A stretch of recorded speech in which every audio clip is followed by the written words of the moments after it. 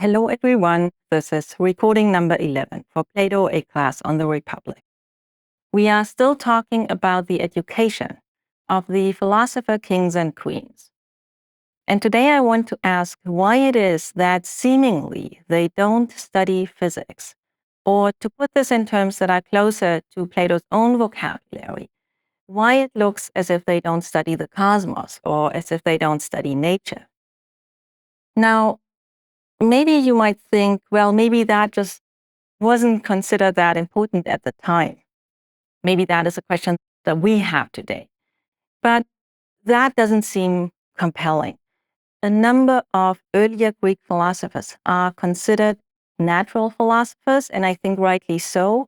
They study things like the coming into being of the cosmos, change in the cosmos, constituents, and so on. So those kinds of questions were clearly considered important by others. And then you might also think the Socrates of the Republic says at some point that philosophers love all learning. So he doesn't say, well, they love mathematics and dialectic, but they dislike other things. He says they love all learning. And now you might think, if cosmology is not on the curriculum for our philosopher kings and queens, then maybe it doesn't even count as a field of study, a field of learning. And I want to suggest that that is more or less along the right lines, as surprising as perhaps it is. Recall the metaphysics and epistemology of the middle books of the Republic, and we talked about that in an earlier recording on the so-called two worlds doctrine. So we have the domain of being, of intelligibles, the forms, mathematical items. That is what inquiry, thought, knowledge, understanding is concerned with.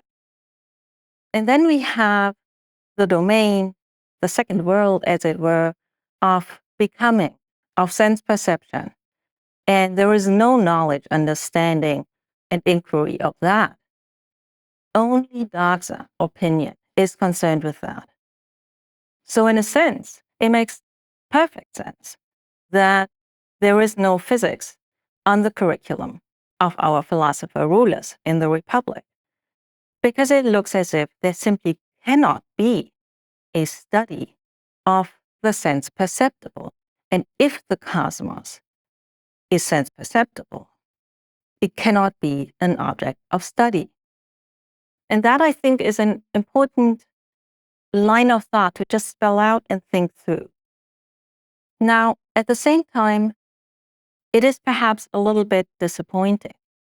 You might think that Plato, in other dialogues at least, talks as if he has reverence for the cosmos, as if he recognizes the beauty and complexity of the cosmos. The cosmos is not just any sense-perceptible item like a tree or a table. It is the cosmos, something amazing, beautiful. Shouldn't there be at least some kind of inquiry, study that is concerned with it? Socrates describes the curriculum of philosophers in the Republic. And specifically, we may want to look more closely at Book 7, where Socrates talks about 5 different branches of mathematics. And one of them is astronomy. So now you might think, well, maybe that's just what we are looking for. Maybe astronomy is cosmology, or just, somewhat different field, but similar field. And maybe that is what we are looking for when we ask whether the philosophers studied something like physics. But then if you look more closely at what it is that Socrates says about astronomy, you may again be a little bit disappointed. So Socrates says that there are astronomers who look at the heavens, at the celestial bodies and their movements, and they think that somehow by looking upwards, they do something that lifts the soul upwards. But they are mistaken, according to Socrates. When you look at something sense perceptible, whether it is upwards or downwards, you are looking downwards because you are concerned with the sense perceptible. That is what Socrates says. But he says that there is another way also of doing astronomy.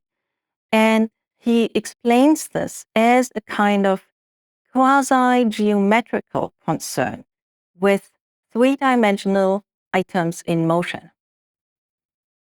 And in that line of study, you are only concerned with theoretical items such as ratios, not with the sense perceptible. But nevertheless, it is a kind of astronomy. So our question is now, is that the answer to, is there a place for something like natural science in the curriculum of the philosophers? And to some extent, I think it is.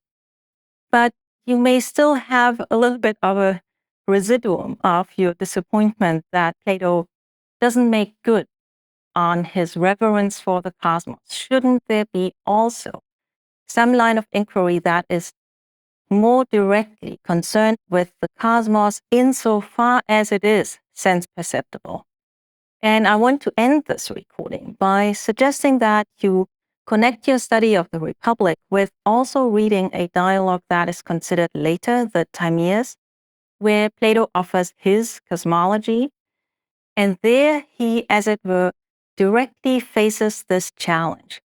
Can there be a line of inquiry about something in the domain of becoming and sense perceptibles?